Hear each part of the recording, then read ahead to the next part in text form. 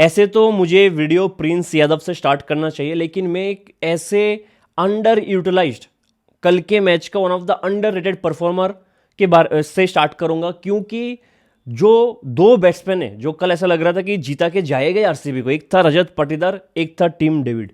दोनों का विकेट शहबाज अहमद ने लिया, दोनों का। और इस उनमें से अगर कोई एक बैट्समैन भी एंड तक रह जाता ना, ये मैच खत्म था एलएसजी के लिए।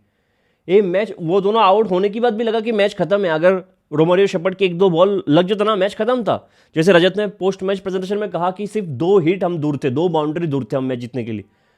तो शहबाज ने जो काम किया, और मैं, अगर आप मुझे पहले से फॉलो करते हो, मैं हर टाइम पे चीज़ कहा कि शहबाज सिर्फ as a full time batsman भी इस टीम में जगह बना सकता था मिडिल ऑर्डर पे, लेकिन खिलाया नहीं। कल उसका दूसरा मैच था और सिर्फ वो 2 विकेट लिया, रजत का विकेट और टीम डेविड का विकेट। ये मेरे लिए हाईलाइट नहीं था, हाईलाइट था लास्ट ओवर।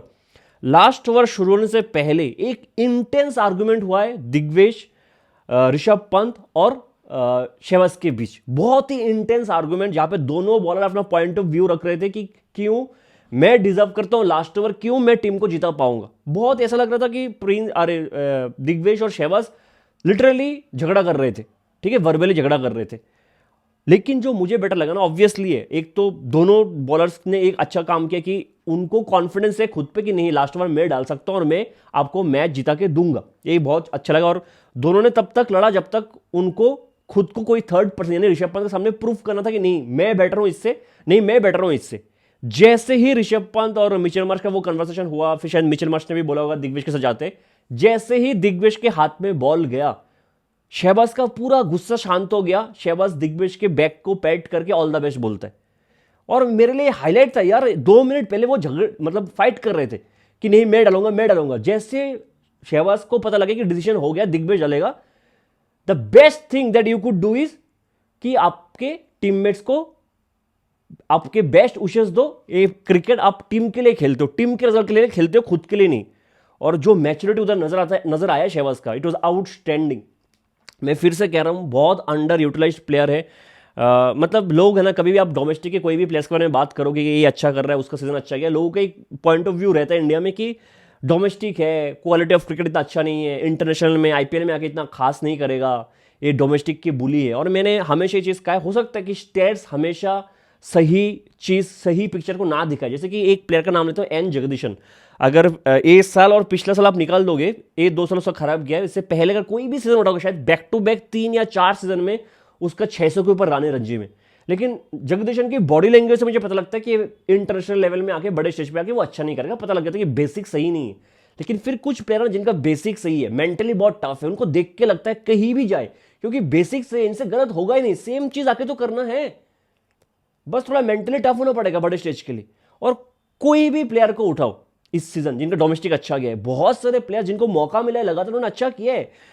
साकिब को उठा लो, आप शिवंग को उठा लो, आप अंशुल कंबोज को उठा लो, ठीक है, एक इंटरनेशनल मैच खेला, उतना एक्सपीरियंस नहीं है, डोमेस्टिक की स्टार है। आप अभी प्रिंस यादव को उठा लो, किसी को भी उठा लो, मुकुल चौधरी को उठा लो, कार्तिक शर्मा। आसान नहीं होता आके डोमेस्टिक के प्लेयर मिचेल सेंटर को एक्स्ट्रा कवर के ऊपर से 2 इंच आउट पे छक्का मार दो अंखड़े में, ठीक है। तो मौका मिलने पे सब कोई अच्छा कर सकता है। और इंडिया की क्वालिटी ऑफ क्रिकेट बहुत बढ़ गया, सिर्फ आईपीएल में नहीं। सच में कहते एक टाइम पे होता था कि इस बैट्समैन को पेस खेलना नहीं आता, क्योंकि हमारे पास तो डोमेस्टिक में कोई 150 प्लस बॉलर है ही नहीं, 4-5 बॉलर पड़े, ठीक है। तो अभी कोई एक्सक्यूज नहीं रहा कि हमारे एक बैट्समैन को पेस खेलना नहीं आता, क्योंकि हमारे पास तो डोमेस्टिक पे उतना अच्छा पेसर है ही नहीं जो तेजी से बॉल डाले, ठीक है। और मैं इसलिए डोमेस्टिक के बारे में बात कर रहा हूं, जब भी जो कोई भी अगर मुझे इस वीडियो से पहले फॉलो करते हैं इनको पता ही होगा मैं प्रिंस यादव का कितना बड़ा फैन हूं। मैंने हर वीडियो पे, ऑलमोस्ट हर वीडियो पे प्रिंस का मेंशन किया, और ऐसा कोई एलएसजी का मैच नहीं है जहां पे मैंने प्रिंस का नाम नहीं लिया है, ठीक है। इनफैक्ट जब मैंने रिव्यू वीडियो बनाया था स्क्वाड का, तब भी मैंने कहा मैं रेपुटेशन पे नहीं जाऊंगा, प्रिंस यादव मेरे प्लेइंग 12 में होना ही चाहिए, ठीक है। और प्रिंस ने जो किया ना, मैंने थ्रू आउट द सीजन ये कहा है, पहले 2 हफ्ते की बात, मेरा दिल चाहता है कि प्रिंस या फिर अंशुल कंबोज पर्पल कैप जीते इस सीजन, क्योंकि इनसे बेटर पेसर इस आईपीएल में कोई नहीं रहा है। अब किसी का भी नाम ले लो, और इसको मैं स्टेट्स के साथ थोड़ा एक्सप्लेन करूंगा क्यों मुझे ऐसा लगता है। लेकिन अब शायद पर्पल कैप की जरूरत नहीं है प्रिंस यादव को। कल जो उसने किया है, विराट कोहली को एक तो सेट किया है, पहला बॉल आउट स्विंगर डाला है, दूसरा इन स्विंगर गुड लेंथ से 1.47 डिग्री अंदर आया था बॉल। और मतलब विराट कोहली का डिफेंस तोड़ देना T20 क्रिकेट में, आप सोचो उसने क्या करके दिखाया है।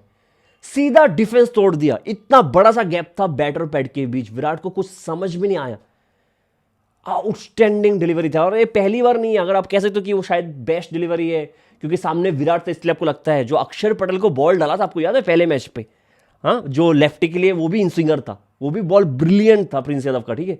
मुझे तो स्टैट्स पे जाने की जरूरत नहीं, ज्यादा इन डेप्थ। एक एलएसजी वर्सेस पंजाब का मैच हुआ जहां पे पंजाब ने पहले बैटिंग करते हुए 250 मारा था। उस मैच पे प्रिंस यादव 4 ओवर पे 25 रन देके 2 विकेट लेता है। फिर लास्ट मैच उठा लो एलएसजी वर्सेस मुंबई, वो अंकड़ है, आपको पसंद नहीं आएगा। जसप्रीत बुमराह प्रेशर बना रहे आप कहते हो, 4 ओवर पे 45 दिया, जहां पे प्रिंस ने 3 ओवर पे 24 दिया है शायद, if I am not wrong. 3 over पे 24, जहां जसप्रीत बुमराह सारे ग्यारह की इकोनॉमी से मार खाए। कल देख लो भुवनेश्वर कुमार 4 पे शायद 34, हिजलोट 4 पे 49, उधर 4 पे 33 देके 3 विकेट प्रिंस यादव।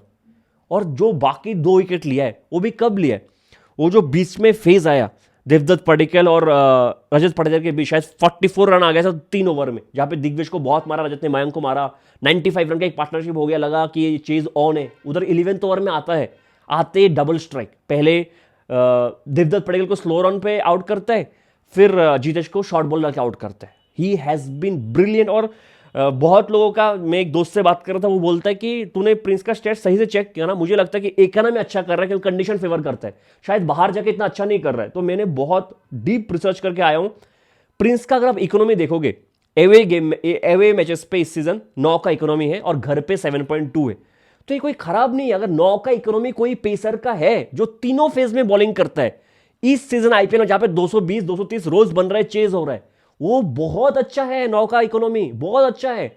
एवे गेम में 9 बुमराह का नहीं है, आप समझ रहे हो ये चीज। शायद भुवनेश्वर कुमार, लुंगी एंगेडी, इनका है 9 के नीचे एवे गेम में इकोनॉमी। तो 9 का इकोनॉमी जहां पे वो खेल रहा है 250 रन बन रहा है, प्रिंस का इकोनॉमी घर के बाहर खराब नहीं है। और बस आप स्टैट सुनो, मैंने क्यों अंशुल और प्रिंस को बोला कि बेस्ट बॉलर है, जबकि भुवनेश्वर कुमार भी बहुत अच्छा कर रहा है, नो डाउट इन दैट, ठीक है। और भी बहुत अच्छा, इनफैक्ट हेजलवुड ने स्टार्ट बहुत अच्छा किया था, प्रसिद्ध कृष्ण ने स्टार्ट बहुत अच्छा किया था, रबाडा बहुत अच्छा कर रहा है, सिराज बहुत अच्छा कर रहा है। लेकिन थोड़ा सा मैं स्टेट्स पे जाना चाहूंगा। मैंने ये चीज पहले 2 हफ्ते के बाद ही कह दिया था, क्योंकि ये 2 बॉलर ना तीनों फेज में इक्वली बॉलिंग करता है। तीनों फेज में ऐसा बहुत कम बॉलर होगा, जैसे भुवनेश्वर कुमार मान लो जब ज्यादा स्विंग मिलता है पावर प्ले में 3 ओवर डाल देते हैं, फिर डेथ पे 2 ओवर डालते हैं मोस्टली। हेजलवुड पावर प्ले में 2 या 3 ओवर और डेथ पे 2 ओवर, बुमराह के भी पावर प्ले में 2 ओवर, डेथ पे 2 ओवर, फिर मिडिल पे 1 ओवर।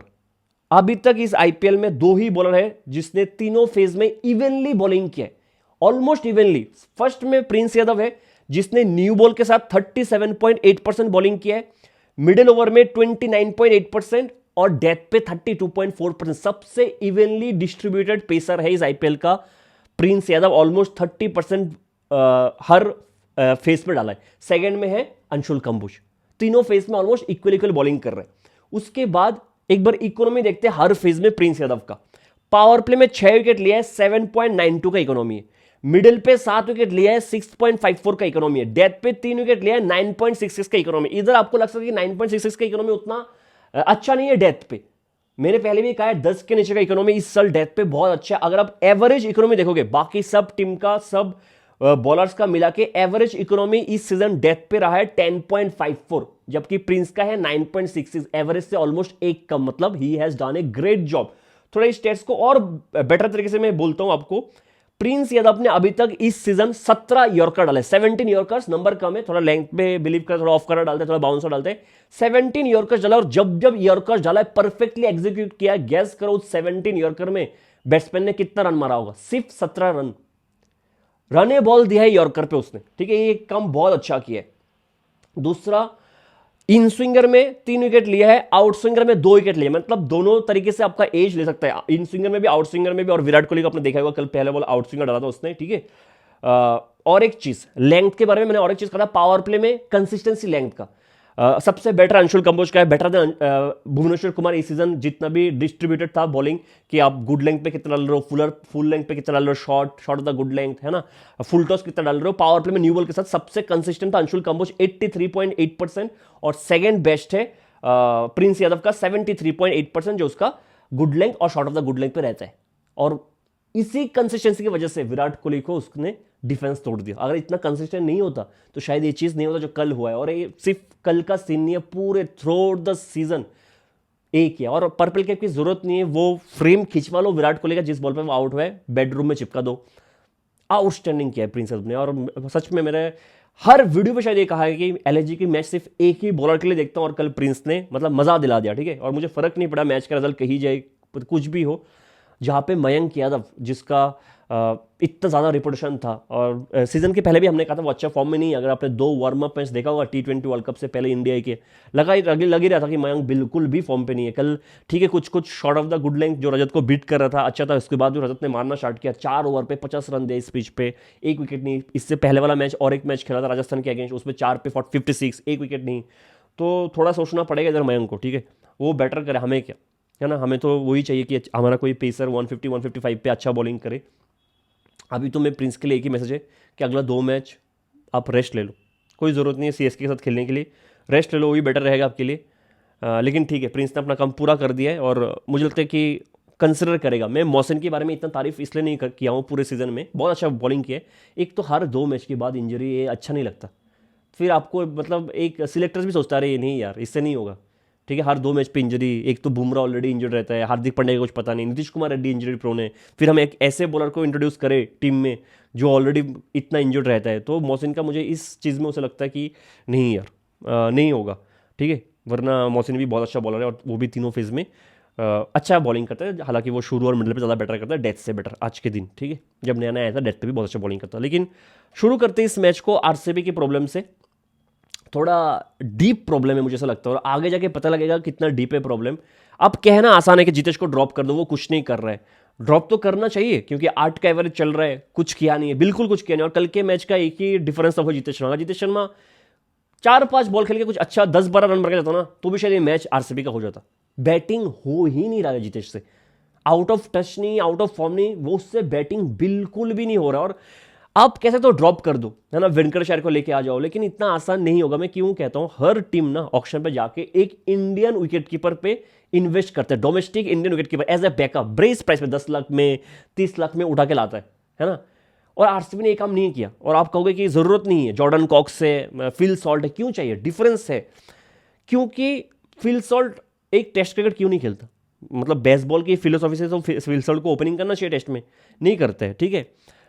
फिल सॉल्ट को आपने लास्ट टाइम कीपिंग करते हुए कब देखा, ठीक है, इंग्लैंड में कब देखा, मुझे ये बताओ, नहीं करते, ठीक है। तो इंडिया में स्पिनर्स के अगेंस्ट कीपिंग करना इतना आसान नहीं है जितना आसान आपको लगता है कीपिंग करना, ठीक है। स्पिनर्स के अगेंस्ट जो जितेश कर पाता है, Jitesh is a fabulous wicket keeper है ना, बिहाइंड द स्टंप्स बहुत अच्छा कीपिंग करता है, इसमें कोई डाउट है ही नहीं। लेकिन चलो फिल सॉल्ट कर लेगा, वो भी डाइव अच्छा मारता है ग्लव्स के साथ, अच्छा बहुत आउटस्टैंडिंग कीपर, आउटस्टैंडिंग फील्डर, लेकिन स्पिन के अगेंस्ट वो कीपिंग नहीं कर पाएगा, नहीं कर पाएगा आगे जाके, ठीक है। ऊपर से फिल सॉल्ट का भी उंगली में लगा है, जैसे वो रिकवर करके आएगा, अगर आ गया तो आप क्या उसको कीपिंग में लगाओगे जहां पे बॉल आके ठप ठप लगेगा हेजलवुड का, हाँ, short of the good length, नहीं करोगे आप, रिस्क नहीं लोगे क्योंकि वो इंजरी से बाहर आ रहे हैं। Jordan Cox, I am sorry to say, spin का अच्छा कीपर नहीं है, बिल्कुल नहीं है। अगर आपको मैं जॉस बटलर और जॉनी बेयरस्टो को भी एग्जांपल दिखाऊं, बेयरस्टो टेस्ट में कीपिंग करता था, जॉस बटलर वनडे में कीपिंग करता था, क्योंकि टेस्ट में ज़्यादा कीपिंग करना मुश्किल है, ठीक है। फिर बेयरस्टो जब इंडिया आता था तब जॉस बटलर टेस्ट से निकल गया था, बेयरस्टो जब इंडिया आता था ये लोग और एक कीपर लेकर आते, फोक्स शायद उसका नाम था, Foakes if I am not wrong, और फोक्स कीपिंग करता था, क्यों करता था, क्योंकि स्पिनर्स के अगेंस्ट बहुत अच्छा ग्लव्स वर्क है, ऑलमोस्ट, मतलब अगर मैंने रिद्धिमान साहा को देखा इतना अच्छा ग्लव्स वर्क करते हो, सेम ऑलमोस्ट सेम क्वालिटी का विकेट कीपर फोक्स है बिहाइंड द स्टंप। शायद बैटिंग में उतना अच्छा नहीं है, जो कोइंसिडेंटली रिद्धिमान साहा का भी प्रॉब्लम था, बैटिंग से इतना अच्छा नहीं था। लेकिन फिर बेयरस्टो इंडिया में आके कीपिंग नहीं करता था, तो इतना आसान नहीं होता कीपिंग करना, इसलिए शायद एक डोमेस्टिक कीपर होता आपके पास तो बेटर होता चेंज करना, ठीक है। दूसरा चीज, अभी 10 मैच हो गया, 4 मैच बाकी है अभी, इधर से क्या आरसीबी वो टीम है जो रिस्क लेके इतने, मतलब जितेश को बाहर करना मतलब टीम में 2-3 चेंजेस करना पड़ेगा आपको ओवरसीज, क्योंकि कीपर ओवरसीज है, ठीक है। तो फिर और एक ओवरसीज बाहर जाएगा, और एक इंडियन बैट्समैन वेंकटेश अय्यर शायद अंदर आएगा, तो क्या इतना चेंज आरसीबी में उतना गट्स है कि एंड फेज में जाके इतना चेंजेस करेगा, आई डोंट थिंक सो। कि पहले कोई टीम ने किया है एंड में जाके चेंजेस, मतलब फोर्सफुल चेंजेस नहीं, आउट ऑफ फॉर्म में और बाहर किया है, प्लेऑफ में जाके फाइनल पे जाके किया है, सीएसके ने किया, जितना मुझे याद है 2021 में किया था, जहां पे सुरेश रैना को प्लेऑफ्स में बाहर करके रॉबिन उथप्पा को लाए थे, और फाइनल में भी रॉबिन उथप्पा ने बेहतरीन खेला है, प्लेऑफ में भी बेहतरीन खेला, अगले सीजन में जाके रॉबिन उथप्पा परमानेंट हो गया और सुरेश रैना कभी दिखा ही नहीं है, ठीक है। तो गर्ड्स है तो आप रिस्क ले सकते हो, लेकिन मुझे तो हाईली डाउटफुल है कि आरसीबी जैसे टीम चेंज करेगा, करना चाहिए लेकिन नहीं करेगा, ठीक है। जितेश पे भरोसा दिखाया। दूसरा, रोमारियो शेपर्ड बहुत ज़्यादा प्रॉब्लमेटिक है। कल के मैच पे रोमारियो शेपर्ड कितना 15 बॉल्स खेला है, उसमें से 5 या 6 बॉल तो स्लॉट का मिस किया, down the leg full toss miss किया एक प्रिंस के बॉल पे, ठीक है। गुगली जो एक स्लॉट पे गिरा था दिग्विजय के लास्ट ओवर पे, वो मिस किया है। अगर मतलब एक दो शॉट लग जाता है, मैच था, ठीक है। तो बैटिंग से रोमारियो शेपर्ड हालांकि वो डिस्ट्रॉय कर सकता है, लेकिन अभी तक किया नहीं है। और वो 6th बॉलर भी है, और ये मेजर प्रॉब्लम है 6th बॉलर का जो रोमारियो शेपर्ड है। और मैं थोड़ा सा इसको एक्सप्लेन करता हूं क्यों। आगे जाकर अगर कोई ओपोनेंट ये सोच के आएगा कि मैं आरसीबी के 3rd पेसर यानी जो अभी रशीदर सलाम है उसको पहली ओवर पे अटैक करूंगा, और आरसीबी का जो 6th बॉलिंग ऑप्शन है उसको आना ही पड़ेगा, उसको पहली ओवर पे अटैक करूंगा, तो आरसीबी के हवा टाइट हो जाएगा। अगर कोई ओपोनेंट सोच के आता है कि राशिदर सलाम को पहली ओवर पे 17, 18, 20 रन मारेगा, इसका मतलब है रोमारियो शेपर्ड का एंट्री पॉइंट आगे आएगा। और फिर रोमारियो शेपर्ड कभी पहले ओवर पे अगर 18-20 रन मार दे, आरसीबी कांपने लगेगा। ये जो प्रॉब्लम है बहुत डीप प्रॉब्लम मुझे इधर नजर आ रहा है। कैसे आप करोगे मुझे नहीं पता। मैंने तो पहले भी कहा कि डफी को अगर आप खिलाते हेजलवुड के साथ, तो डफी पावर प्ले में आके आपको 3 ओवर पावर प्ले दे सकता है। फिर हेजलवुड का ज्यादा ओवर होगा आपको मिडिल और डेथ पे डालने के लिए, ठीक है। लेकिन फिर क्या रोमारियो शेपर्ड नंबर 8 का बैट्समैन आप सेक्रीफाइस करोगे? और फिर रोमारियो शेपर्ड को देख के तो ये लगता है कि कभी 10 बॉल पे 25-26 चाहिए चेस करने के लिए, वो कर सकता है, उस पर दम है। शायद स्पिनर्स को उतना अच्छा प्लेयर नहीं, पेसर के अगेंस्ट कर सकता है, उसमें तो कोई डाउट है ही नहीं। क्या वो रिस्क आरसीबी ओवरऑल लेगा? मुझे नहीं लगता है लेगा। ज़्यादा से ज़्यादा वो चेंज होगा कि बेतल चला जाए, वेंकी ओपनिंग कर ले, या फिर फिल सॉल्ट वापस आ जाए। ज़्यादा से ज़्यादा इससे कुछ चेंजेस होगा नहीं, क्योंकि वेंकटेश अय्यर भी वो बॉलर नहीं है जो आपका 6th बॉलर बन सकता है। जितना मैंने डोमेस्टिक में देखा है, बहुत ज़्यादा बॉलिंग किया वेंकटेश अय्यर ने इस सीजन, बहुत ज़्यादा बॉलिंग, लेकिन उतना मुझे खास लगा नहीं। पेस तो है ही नहीं, ठीक है, पेस है नहीं। जबकि इस बार मैच पे कुछ बहुत सारे मैचेस हुआ था। If I am not wrong, शायद वो मैच मध्य प्रदेश वर्सेस हैदराबाद का था, जहाँ पे KS भारत और नीतीश कुमार रेड्डी का एक पार्टनरशिप चल रहा था, और आया था वेंकटेश अय्यर बॉल डालने। वो स्लो पिच था, शायद 150-160 रन बनाए, मुझे एक्जैक्टली याद नहीं आ रहा है, लेकिन इतना इंप्रेसिव नहीं है Venkatesh Iyer as a 6th bowling option भी, ठीक है। तो आरसीबी के लिए थोड़ा कुछ प्रॉब्लम्स है, मुझे नहीं पता कैसे सेट करेंगे, लेकिन जितना मुझे लगता है कि शायद ये लोग कुछ चेंजेस नहीं देखेंगे। जीतेश पे भी भरोसा करेंगे और रोमारियो शेपर्ड पे भी भरोसा करेंगे। बेसल का तो मुझे लगता है कि बैट के फॉर्म चला गया, और ऐसा होता है अगर आप इतने आउटस्टैंडिंग फॉर्म में हो, लगातार रन बनाए के आए हो, एशेज से स्टार्ट करके वर्ल्ड कप पे स्टार्ट करके, फिर इतना टाइम बैट के थोड़ा सा हो जाता है कि नहीं, फ्लो पे आ नहीं पाते हो, ठीक है। और उसको पता भी है शायद जितना भी अच्छा कर ले, फिल सॉल्ट आके तो मुझे रिप्लेस करेगा, लेकिन आरसीबी के लिए बहुत ज़रूरी है, क्योंकि बेथल अच्छा नहीं कर रहा ना, उसका भी ये है कि फिर देवदत्त पडिक्कल थोड़ा जल्दी आ जा रहा है, रजत थोड़ा जल्दी आ रहा है, विकेट गिरे तो जीतेश थोड़ा जल्दी आ जा रहा है। तो कुल मिला के आरसीबी के पास कुछ डीप प्रॉब्लम्स मुझे नजर आ रहे हैं, और कोई ओपोनेंट चाहेगा तो एक्सपोज कर सकता है, ठीक है, आरसीबी को। लेकिन थोड़ा और अभी टॉस पे आते हैं, जहाँ पे फिर से और एक बार क्या मुझे रहाणे को डिफेंड करना पड़ेगा? नहीं करना चाहिए, क्योंकि टॉस जीत के थोड़ा ओवरकश कंडीशन था, पहले बारिश हुआ, कल मैच के दौरान बारिश हुआ, रजत पडिक्कल ने टॉस जीत के फील्डिंग है, सही डिसीजन। और मैंने हमेशा कहा कि बारिश है, ओवरकश कंडीशन है, डीएलएस मेथड आएगा, उसका मतलब ये नहीं है जो टॉस जीत गया, फील्डिंग ले लिया, वो मैच जीत जाएगा। क्या पता पहले बैटिंग करते हुए आप जीत सकते हो, है ना। तो रहाणे का डिसीजन मैं इतना गलत अभी भी नहीं मानता हूँ, जो पहले टॉस जीत के बैटिंग लिया था पंजाब के अगेंस्ट, लेकिन उस पर ज़्यादा जाता नहीं हूँ। मोहसिन खान फिर से इंजर्ड हो गया, जो मैं बात कर रहा था, ठीक है। शहबाज अंदर आया है, कुलकर्णी आया है, ठीक है। तो एलएसजी भी एक ऐसा टीम है जो चाहता है कि अच्छा करे, लेकिन मतलब पता नहीं कहाँ से किसी ने उनको बांध के रखा है, ठीक है। अब कुलकर्णी के लिए मैं इतना कहूँगा, ऋतुराज गायकवाड़ का फ्रेंड है, बहुत क्लोज फ्रेंड है, मजाक नहीं कर रहा हूँ, है फ्रेंड, और दोनों टेक्स्ट बुक प्लेयर है, ठीक है। इनका जो, हालांकि ऋतु बहुत मैच्योर्ड है, कुलकर्णी का अगर आप इनिंग्स देखोगे 22 बॉल पे 17, ठीक है, नया नया खेल रहा है, कितना दूसरा तीसरा मैच है। प्रॉब्लम ये है ना कि ऐसे प्लेयर्स का प्रॉब्लम ये है कि अगर आप ड्राइव मारोगे, फ्रंट फुट पर ड्राइव मार लिया और वो गैप पे नहीं गया ना, फिर इन पे प्रेशर आ जाता है कि नहीं, जो मेरा स्ट्रेंथ है उससे मैं कुछ कर नहीं पा रहा हूँ। इसलिए विराट कोहली इतना सक्सेसफुल क्यों रहा है तीनों फॉर्मेट पे? क्योंकि विराट कोहली को स्ट्राइक रोटेट करना आता था कि चलो मैंने ड्राइव कवर ड्राइव मेरा फेवरेट शॉट है, मैंने मार दिया, फील्डर के पास जा रहा है बार बार, कोई बात नहीं, मैं गैप नहीं ढूंढूंगा, सिंगल ले लेता हूँ, फिर देखता हूँ क्या होता है, ठीक है।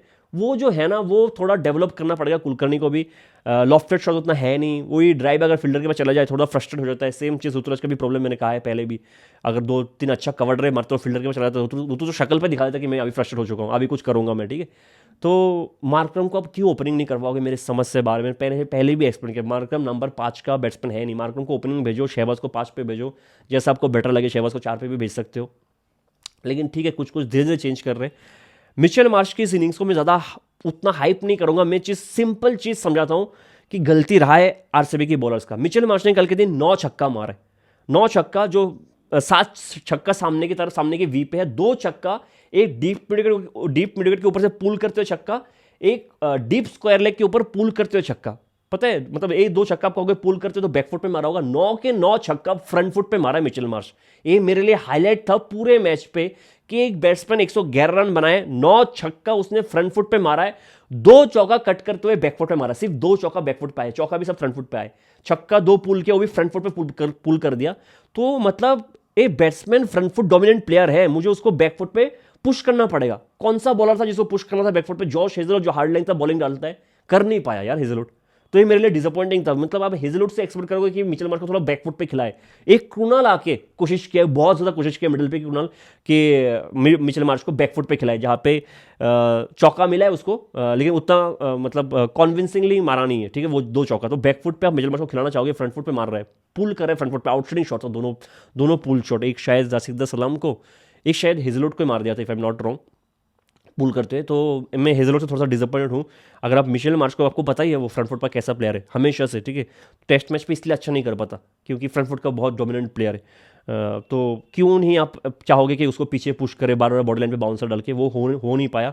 उधर मिशेल मार्श एक बेहतरीन नॉक खेल गया, निकोलस पर अच्छा टच पे लगा, ऋषभ पंत 10 बॉल पे 332 320 का स्ट्राइक रेट, वाह, इतना ही बोलना चाहूँगा, वाह। टूर्नामेंट खत्म हो गया है, लेकिन जो रिवर्स स्वीप पे छक्का मारा लास्ट बॉल, वो बेहतरीन शॉट था और वो लास्ट ओवर बहुत इंपॉर्टेंट था मैच के कंटेक्स्ट पे, वरना शायद एलएजी मैच भी हार जाता, ठीक है। उसके बाद शामी आता है बॉलिंग करने को, बेथल को आउट कर देता है। बेथल का फॉर्म मैंने बोला है उतना खराब, मतलब खास चल नहीं रहा है, ठीक है। हालांकि मैं आउट ऑफ फॉर्म नहीं मानता हूँ, आउट ऑफ टच मानता हूँ, थोड़ा टाइम देना चाहिए उसको खुद को, शायद अच्छा कर ले। विराट कोहली का बॉल बेहतरीन डिलीवरी था, 9 रन पे 2 विकेट चला गया।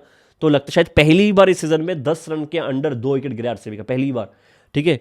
इधर से फंस सकते ऐसा लगता है। लेकिन रजत पाटीदार यार, सब कहेंगे कि रजत पाटीदार स्पिन के अगेंस्ट कितना अच्छा खेलता है इस सीजन, जो पेस के अगेंस्ट उसने खेला है ब्रिलियंट। जो मयंक को कुछ शॉट मारा है ना, आउटस्टैंडिंग शॉट्स था, ब्रिलियंट फॉर्म में रजत पाटीदार।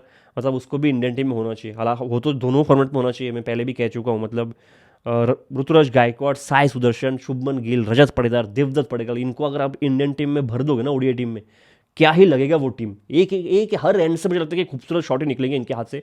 साई सुदर्शन का भी नाम शायद मैं भूल गया हूँ, ठीक है, लेकिन कभी नहीं मिलेगा मौका, कभी देख भी नहीं पाएंगे। मैं कहता हूँ इनके साथ एक मेन टीम का मैच करवा दो, उधर देख लेते सबको। लेकिन रजत ने आउटस्टैंडिंग बैटिंग किया और कोशिश किया, रजत ने पूरे तरीके से कोशिश किया कि आरसीबी मैच में रहे। एक टाइम पे लग रहा था मैच बहुत दूर जा रहा है, लेकिन रजत ने कवर अप किया। उसके बाद जब प्रिंस आके बैक टू बैक 2 विकेट लेता है, तो टीम डेविड को थोड़ा ऊपर भेजना चाहिए, जितेश के ऊपर। ऐसे कंडीशन में अगर आप मैच जीतना है, अगर पहले बैटिंग कर रहे हो थोड़ा स्लो पिचेस है, तो मैं मानता हूँ जितेश को ऊपर भेज दो कि उसको फॉर्म आना बहुत जरूरी है। लेकिन अब बैक टू बैक मैच हारे तो टीम डेविड का ऊपर आना चाहिए था, और टीम डेविड ने भी बहुत कोशिश की है, बहुत अच्छा बैटिंग किया उसने भी, लेकिन वो दो विकेट शहबाज लेके गया। उसके बाद कृणाल को मैं बिल्कुल ब्लेम नहीं करूंगा, ठीक है। आप कह सकते हो पहले 10 बॉल पे 11-12 पे था, लेकिन कृणाल पांड्या वो बैट्समैन नहीं है जो आके 200 के स्ट्राइकर से बैटिंग करेगा। आप कृणाल से, आप जडेजा से कभी एक्सपेक्ट कर नहीं सकते हो। आप मतलब आप गलत हो अगर आप एक्सपेक्ट करोगे जडेजा पहली बॉल पर छक्का मारेगा, मार दे तो मेरे लिए बोनस है, ठीक है। तो कृणाल ने जो किया वो अपने हिसाब से बहुत सही किया मेरे हिसाब से। उसका वो काम नहीं, शायद रोमारियो शेफर्ड का आप ऊपर भेज सकते थे, ये एक क्वेश्चन, ये तो कैप्टनसी में आ गया ना, शेफर्ड को थोड़ा ऊपर भेज दो, टीम ने थोड़ा ऊपर भेज दो, ये हो सकता था, ये ऑब्वियसली हो सकता था। लेकिन शेफर्ड ने 5-6 बॉल स्लॉट का मिस किया, ठीक है। और दिग्वज का लास्ट ओवर एक ही बाउंड्री खाया जो बहुत अच्छा था। तो कुल मिला के RCB back to back 2 match हार गया। मुझे कुछ डीप प्रॉब्लम्स नजर आ रहे, जब जब जितेश का बैटिंग आएगा और मैच ऐसे फंसेगा तो लगता है कि ये प्रॉब्लम एक्सपोज होगा। अगर कोई मतलब पहले क्या नाम था, मैं भूल गया जो पहले उनके लिए अभिनंदन, जो पेसर, थर्ड पेसर था इनका, वो मार खाए। फिर राशिक आया, राशिक का भी ठीक बहुत अच्छा करता है, कल खराब दिन गया, इससे पहले दिन खराब गया। तो राशिक खराब बोला तो बिल्कुल नहीं है, लेकिन प्रेशर डाल सकते हो आप पहले ओवर पे उसको मार के ना, रोमारियो शेफर्ड का एंट्री पॉइंट जल्दी कर दो, फिर उसको मारो, फिर आरसीबी सोचेगा कि 2-2 ओवर किसको दे, ठीक है। तो इस हिसाब से आरसीबी क्या करेगा मुझे नहीं पता। आगे जाके ना मुझे ऐसा लगता है कि सबको डरना चाहिए, है ना। कोई भी टीम आप अगर पॉइंट्स टेबल पे देखोगे, चाहे वो एसआरएच हो, पंजाब हो, आरसीबी, अभी गुजरात, चेन्नई है इस लिस्ट में, आरआर है, उनमें से सब डरे हुए होंगे अभी, क्योंकि जो नीचे की टीम है उनमें कोई डर है ही नहीं। ये लोग हार चुके, जिंदगी से हार चुके, ये लोग आके अभी आप सबके मारेंगे, ठीक है। तो इनसे डर के रहना चाहिए। और इस टाइम पे अगर आपको वीकनेस एक्सपोज होता है ना तो बहुत खराब है। पहले हो जाता तो आप पहले कुछ ट्राई कर लेते, अब तक अब सेटल हो जाते। इसलिए मैं एसआरएच के लिए ज़्यादा खुश हूँ, क्योंकि इनके जो भी गलती होना था वो पहले ही हो गया। इन्होंने, मैनेजमेंट ने गलत किया कि जितने भी पहले के पुराने ज़माने के बॉलर से उनको स्टार्ट किया, लेकिन फिर उन्होंने टाइम लिया, चौथे मैच पे, फिफ्थ मैच पे नए बॉलर्स लेके आए। अब तक ये टीम सेटल है। हार सकते हैं अभी, इधर से भी हार सकते हैं, नो डाउट इन दैट, लेकिन टीम सेटल। आपको लगता है नहीं इधर से कुछ चेंज करना नहीं पड़ेगा, ठीक है, इधर से ठीक है, अभी कॉम्बिनेशन के बेसिस पे चेंज होगा। कभी 2 स्पिनर चाहिए तो हर्ष दुबे को खिला लेंगे, 2 स्पिनर नहीं चाहिए तो हर्ष को बाहर कर देंगे, प्रफुल आ जाएगा या हर्षल आ जाएगा, ऐसा चेंजेस, ठीक है, जो मान सकते हो। बाकी कुछ मेजर चेंजेस नहीं होगा। नहीं अभी क्लासन को बाहर करना पड़ेगा, नहीं अभी रेड्डी को बाहर करना पड़ेगा, ठीक है, अभी क्लासन को नंबर 3 पे भेजना पड़ेगा, ये सब नहीं चाहिए, ठीक है। तो ऐसा ही उस जगह पे सेट हो गया। अब इधर से उनका रेस्पॉन्सिबिलिटी अच्छा क्रिकेट खेल के अपने टीम को बेटर पोजीशन में लेके जाना है। लेकिन पंजाब भी मुझे लगता है कि इससे ज़्यादा कुछ कर नहीं सकता। उनका ये है कि जो हमने कॉम्बिनेशन ट्राई कर लिया, इधर से हमारे बॉलर्स परफॉर्म नहीं कर रहे, हमारी गलती है, ठीक है। वरना पंजाब ने तो जो किया अभी बडर को बाहर कर दिया और कुछ चेंजेस मुझे नजर नहीं आ रहे पंजाब की टीम में, ठीक है। हरप्रीत ब्रार कॉम्बिनेशन के बेसिस पे खेल सकता है, लेकिन कॉनोली अगर बॉलिंग करना स्टार्ट करे तो शायद बेटर हो जाएगा। लेकिन मुझे आरसीबी के लिए प्रॉब्लम इसलिए लग रहा है क्योंकि कॉम्बिनेशन के बेसिस पे ये लोग फंस सकते हैं। अगर इन लोगों ने डिसाइड किया कि चेंज करना है तो 2-3 प्लेयर को चेंज करना पड़ेगा। दूसरा आरआर का ये है कि आरआर तो रोज ही बॉलिंग, बहुत फ्रिक्वेंटली बॉलिंग रोटेशन हो रहा है आरआर का, जो मैं चाहता नहीं हूँ, वरना देखते, ठीक है। अभी भी चांस है कि मेरे 3 फेवरेट टीम जब मैं बोलता हूँ क्वालिफाई कर जाए, हार जाते हैं, मैं तो ज़्यादा बोलना नहीं चाहूँगा। आज एक मैच है Delhi versus KKR, if I am not wrong. मैं उस मैच के बारे में ज़्यादा बात करना नहीं चाहूँगा, मुझे पता भी नहीं क्या होगा इस मैच पे।